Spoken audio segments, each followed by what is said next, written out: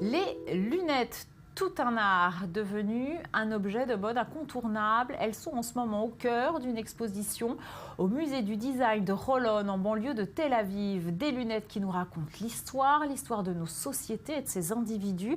On regarde ensemble ce reportage et l'on accueille ensuite Claude Samuel. Derrière chaque lunette se cache une histoire. Ronde, asymétrique ou animée, lorgnon et pince-nez, cet accessoire est la star le temps d'une exposition.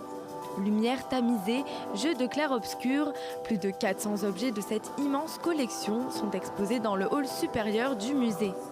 Maya Dvash, la commissaire d'exposition, nous raconte sa rencontre avec Claude Samuel, optométriste et collectionneur. Elle s'en souvient comme si c'était hier.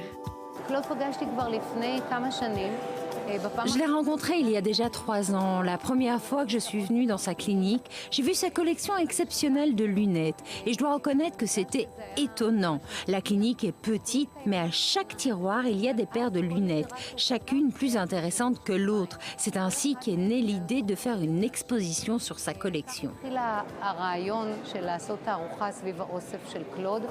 Une collection remplie d'histoires. Elle explore différentes cultures, différents styles à travers les époques. Du XVIIe siècle à nos jours, les visiteurs voyagent dans le temps et vont à la découverte de l'historique de la lunette. Canne, loupe, œil de verre, lentilles et anciens instruments de vision, des pièces atypiques et uniques venant des 4 coins du monde attisent la curiosité des petits et des grands. L'exposition est divisée en différentes étapes culturelles. Ce qui nous semblait important, c'était de montrer en quoi les lunettes constituent un objet culturel. Comment ont-elles évolué? Comment ont-elles fait évoluer la société? Nous avons donc commencé par le côté médical qui était primordial, puis la révolution industrielle, ensuite la question ergonomique, ainsi que la place des lunettes dans la société, et pour finir par le monde de la mode. Et pour cause, la collection regorge de lunettes designées par les plus grands créateurs, par exemple Pierre Cardin, mais également ayant appartenu à des stars comme Brigitte Bardot ou encore Elton John. Le chanteur britannique est connu pour ses lunettes extravagantes. En témoigne cette paire munie d'essuie-glaces et sertie de néons multicolores.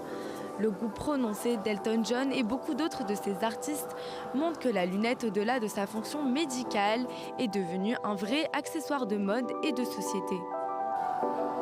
L'exposition a ouvert ses portes le 20 décembre dernier et se prolonge jusqu'en avril 2017. Et nous accueillons sur ce plateau Claude Samuel. Bonjour, merci d'être avec nous.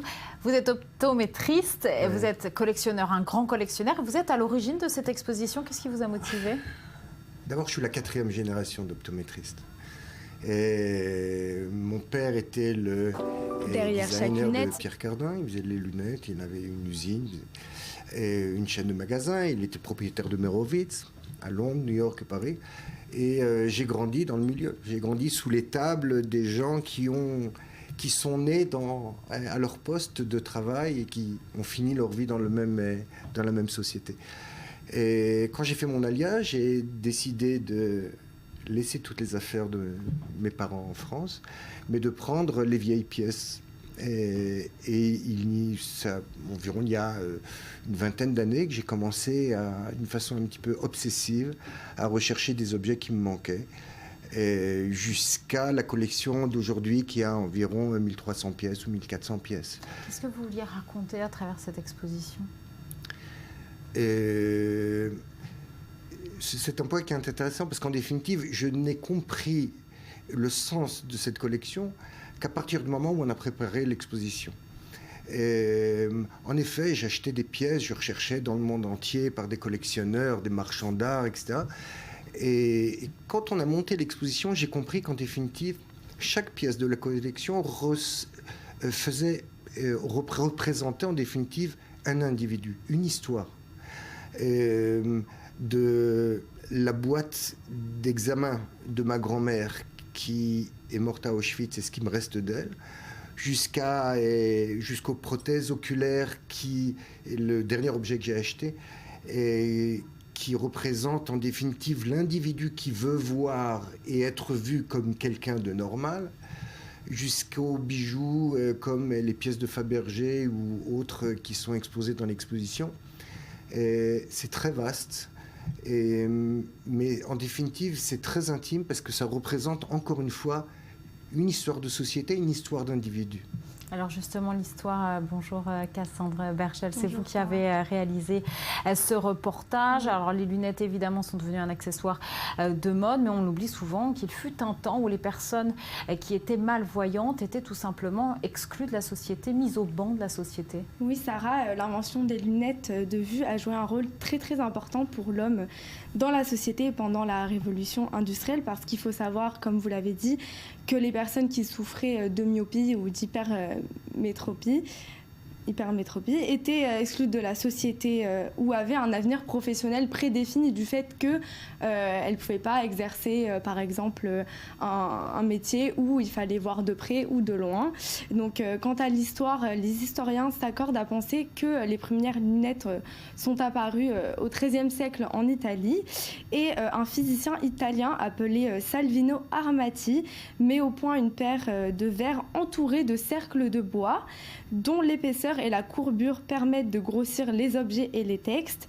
Donc là, on parle évidemment de la paire telle qu'on la connaît aujourd'hui. Et à partir de là, c'est la lunetterie et l'ophtalmologie qui se développent en Italie pour commencer.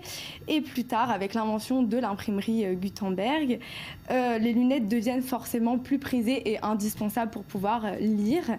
Et donc, à partir de ce moment-là, elles sont accompagnées de deux révolutions majeures. La première au XIXe siècle, avec le développement de la chimie industrielle qui permet de créer des lunettes un peu plus sophistiquées. Et la seconde révolution, c'est au XXe siècle, avec la production de masse des lunettes. Claude, on l'entendait, la commissaire de l'exposition disait que les lunettes étaient devenues un objet culturel et qu'elles avaient fait évoluer la société. Énormément, je veux dire, les hommes de loi ou les hommes de culte pouvaient, grâce au pouvoir visuel, faire passer un message. À partir du moment où ils n'en avaient plus la possibilité, parce qu'ils devenaient, comme vous l'avez dit, presbyopes, c'est-à-dire qu'ils voyaient mal de près, ils avaient fini leur carrière. Donc là, il y a un élément qui est très très important au niveau du développement socio-économique des différentes sociétés. Et vous dites aussi que la lunette permet à l'individu de choisir sa place, de se donner un rôle dans la société par rapport au choix de lunettes que chacun va choisir. Dans l'exposition, par exemple, les lunettes des incroyables qui sont post-Révolution française, où les hommes étaient habillés un petit peu en femmes, les femmes un petit peu en hommes, et en définitive, l'objet qui était la lunette permettait de transmettre un message qui était un transmettre de gender, de genre de la personne. Donc, et jusqu'à aujourd'hui, je dirais, à mon avis, la grande révolution ou le grand changement a eu lieu dans les années 60, surtout avec Pierre Cardin, qui a réussi avec ce style un petit peu extravagant, lunaire, de propager une mode de la lunette. Alors justement, Cassandre, aujourd'hui, accessoire ultime de la mode, racontez-nous. Oui, donc surtout quand on parle des lunettes de soleil, Sarah, en 1929, Sam Foster commercialise les premières lunettes de soleil. Il vend sa première paire aux États-Unis. Elle s'appelle la Foster Grunt, donc le succès est au rendez-vous. À partir de là, les lunettes de soleil deviennent très très vite populaires. Et la marque que tout le monde connaît, Ray-Ban, crée pas moins de 10 ans plus tard la lunette phare de la marque Aviator. Donc le nom de la lunette tient tout simplement du fait qu'elles ont été créées pour les pilotes de l'armée de l'air. Et quand on pense aux aviateurs, on pense forcément au film Top Gun avec le beau Tom Cruise qui joue le rôle justement d'un pilote de ligne. Et on regarde de suite un extrait. Alors continuez.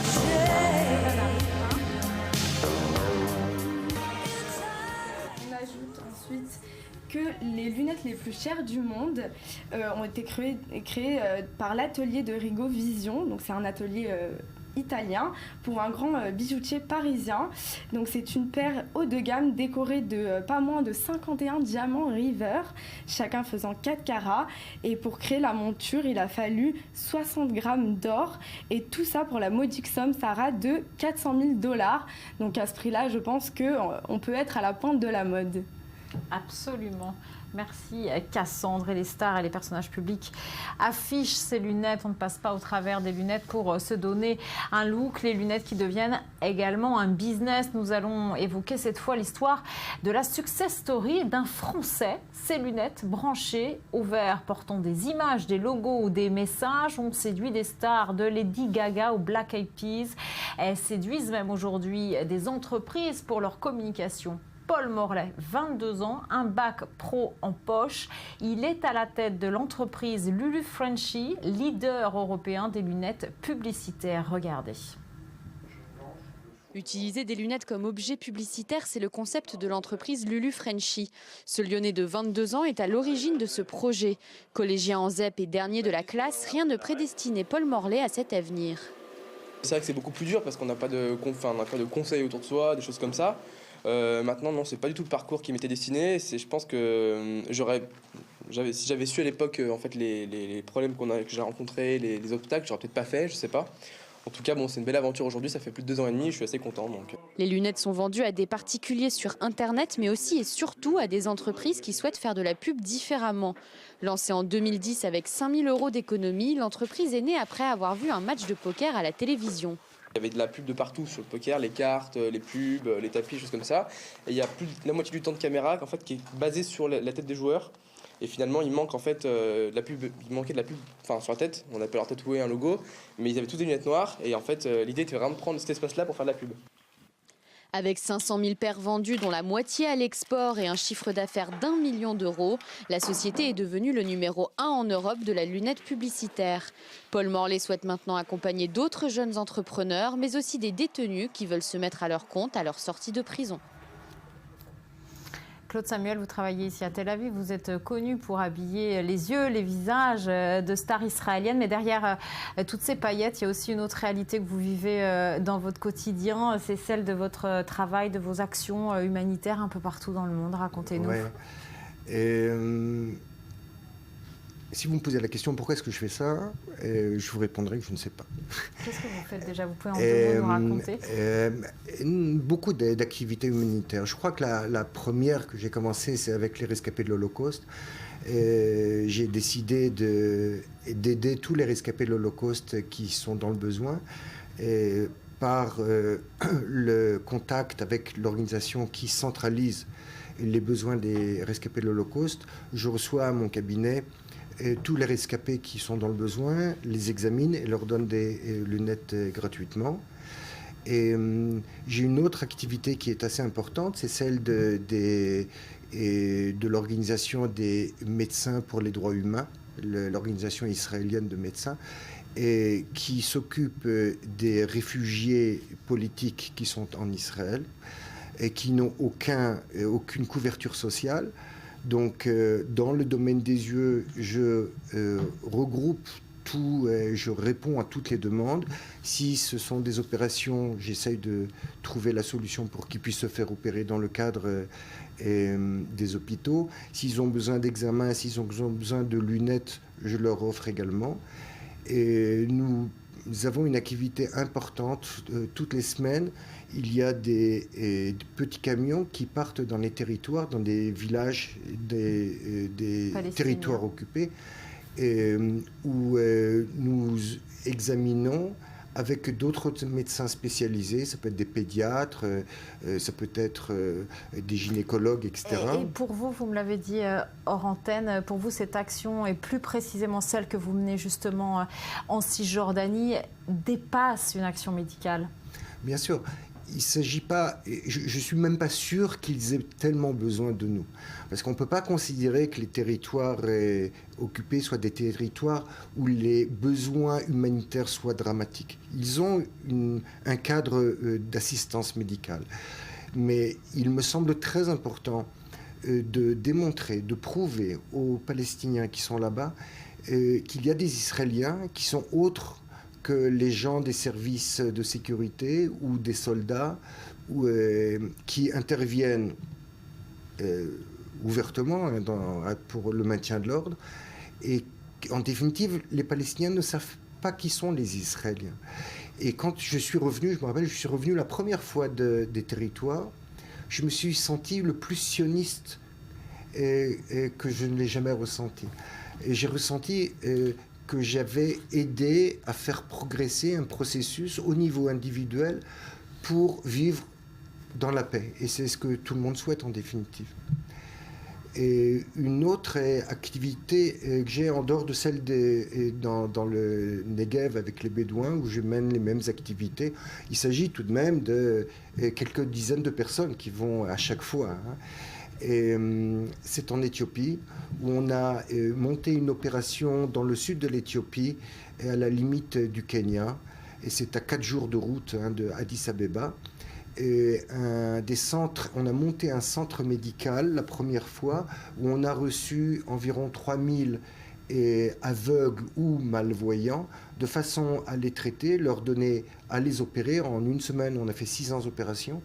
Ceux qui devaient recevoir des médicaments à court terme les recevaient, à long terme, comme ils retournaient dans la savane, ça ne servait à rien. Ceux qui avaient besoin de lunettes, qui voyaient très mal, on peut imaginer un guerrier qui voit mal, il a besoin de lunettes, on lui fait venir d'Addis Abeba des lunettes. Et c'est une opération qui est très importante dans la mesure où, à long terme, on a monté une antenne définitive dans le sud de l'Éthiopie. Merci beaucoup Claude Samuel pour toutes ces histoires et pour cette exposition magnifique qui se déroule donc au musée du design de Holon en banlieue de Tel Aviv. Merci Cassandre pour ce sujet et pour ces rubriques. C'est l'heure tout de suite de notre rubrique nutrition.